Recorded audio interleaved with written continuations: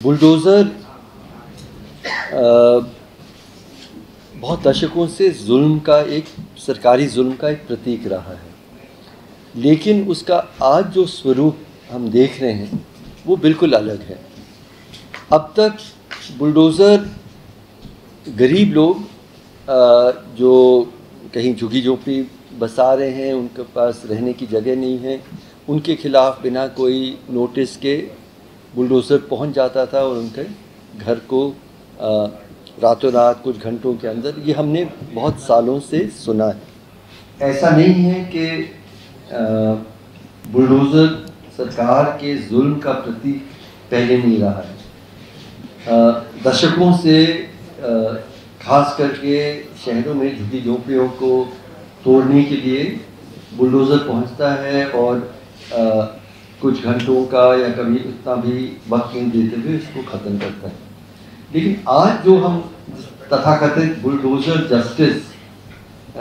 Justice का शब्द भी इस्तेमाल करना बहुत अजीब है, वो जो हम देख रहे हैं, मैं मानता हूँ कि ये एक मतलब जो संविधान को कई तरीक़ों से उस पर जो धज्जियाँ ये सरकार पिछले 10 सालों में हम देख रहे हैं कि इसको तोड़ता जा रहा है, उसमें एक बहुत अहम गिरावट ये बुलडोज़र जस्टिस की है।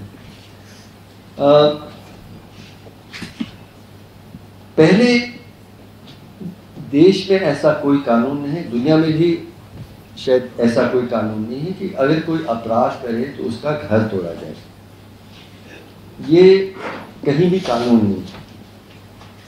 लेकिन इससे भी बढ़ के एक और बात है कि ये तय करना कि किसी ने एक अपराध किया है, उसके लिए एक प्रक्रिया संविधान में बनाई गई है। तो मान लीजिए कि किसी के बच्चे ने किसी साथी को छुरे से मारा है, अपराध है, और अपराध के लिए पूरा कानूनी व्यवस्था है। बच्चा अगर अपराध करे तो उसके लिए अलग से एक व्यवस्था है। लेकिन कहीं भी कानून ये नहीं कहता या इजाज़त देती कि सरकार एक तरह से बदले की भावना से एक बहुत टारगेटेड तरीके से उनके परिवार के लोगों का घर तोड़ दे। तो why I call this a red line, मतलब संविधान से हम जितना दूर जाते जा रहे हैं, ये बहुत अहम गिरावट है, क्योंकि सरकार एक ही समुदाय के लोगों को मुख्य रूप से इससे टारगेट कर रहा है और उनके घरों को कुछ घंटों के या उतना भी नोटिस दिए बिना उसको तोड़ रहे हैं। हम लोग पिछले 1-2-3 सालों में ये जो दूसरा दौर मोदी सरकार का रहा है, तब से ये एक नई प्रक्रिया हम देखते हैं। मैं मानता हूँ कि मोदी सरकार का जो पहला दौर है उसमें हम लिंचिंग के लिए उसको याद करेंगे, जहाँ पे भीड़ इकट्ठा होके किसी को पीट के मारने का, वो एक तरह का उसका एक सिंबल देख रहे हैं। लेकिन दूसरे दौर में अब हमें लिंच मॉब की ज़रूरत नहीं, भीड़ की ज़रूरत नहीं। सरकार ही सीधे एक तरह से एक समुदाय के खिलाफ सीधे तरीके से कानून को बिल्कुल अलग रखते हुए वहाँ पहुँच रहे हैं। इजराइल में हम कुछ सुनते हैं कि जो ऑक्यूपाइड एरियाज़ में कुछ हद तक इस तरह का काम हो रहा है, कहीं और हमने नहीं सुना है इसके बारे में। तो बस यही कहना चाहता हूँ मैं, ये दो घटनाएं तो आपने देखी। मैं मध्य प्रदेश में IAS में था। बहुत दुख होता है, बहुत शर्म होती है ये देखते हुए कि ये कार्रवाई, एक रिपोर्ट कहती है कि मध्य प्रदेश की किसी भी एक ज़िला नहीं बचा है जहाँ पे किसी न किसी तरह से इस तरह का टारगेटेड डेमोलिशन नहीं हुआ हो। मध्य प्रदेश के किसी भी ज़िले में कोई भी ज़िला बचा नहीं है इससे। मैं क्योंकि सरकार में रहा हूँ, IAS में रहा हूँ, IAS में हम लोग एक वादा करते हैं जब हम प्रवेश करते हैं। और वजाहत साहब यहाँ बैठे हैं जो इनफैक्ट डायरेक्टर थे, मेरे वक्त में नहीं थे पर वो भी डायरेक्टर रहे हैं IAS एकेडमी।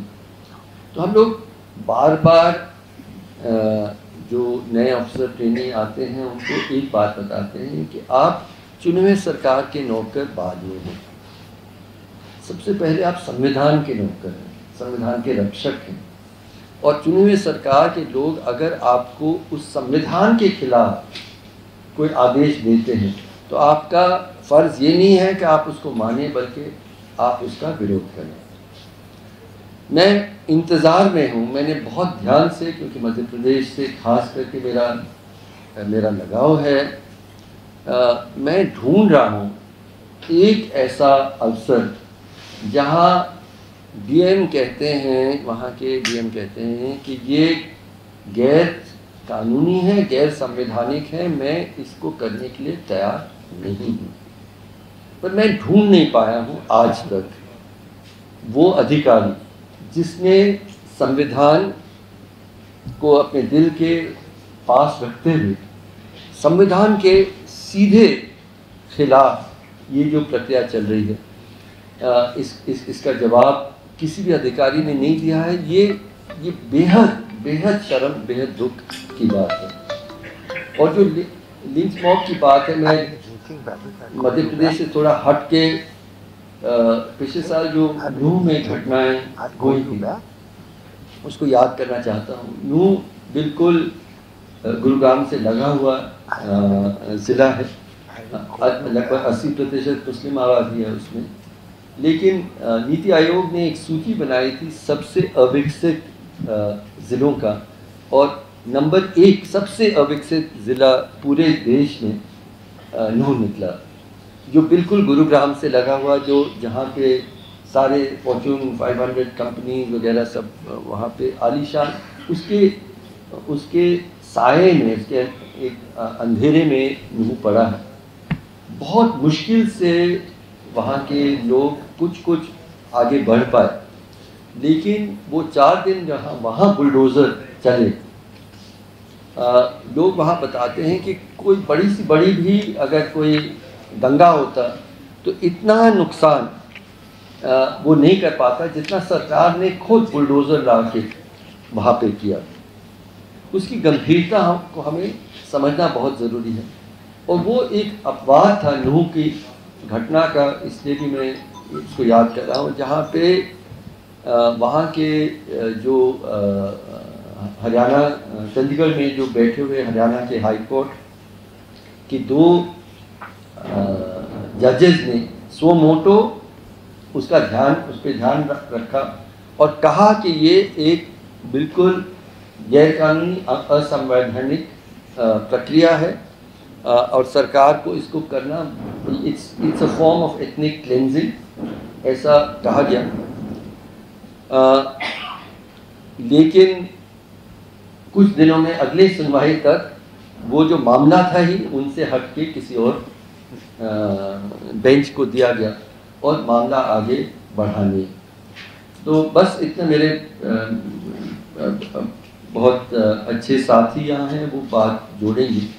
मैं सिर्फ दोहराना चाहता हूँ कि ये जो हम देखते हैं बुलडोज़र का वर्तमान इस्तेमाल, वो सिर्फ गरीबों के खिलाफ अन्याय करने का तरीका नहीं है, बल्कि उसके माध्यम से हम एक समुदाय को टारगेट कर रहे हैं, या उससे भी ज़्यादा गंभीर बात है कि हम संविधान के हर मूल्यों को बिल्कुल एक तरह से रद्दी के टोकरी में फेंकते हुए, रोनते हुए ये बुलडोज़र चल रहे हैं।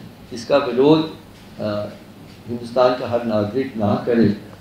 फिर वही बात याद आती है जो कई बार कहा जाता है कि ये आज किसी और का हो रहा है, आज किसी और का हो रहा है, एक दिन आपके घर के सामने भी बुलडोज़र खड़ा हो सकता है और फिर आप किसकी तरफ मुड़ेंगे। शुक्रिया, जिंदाबाद।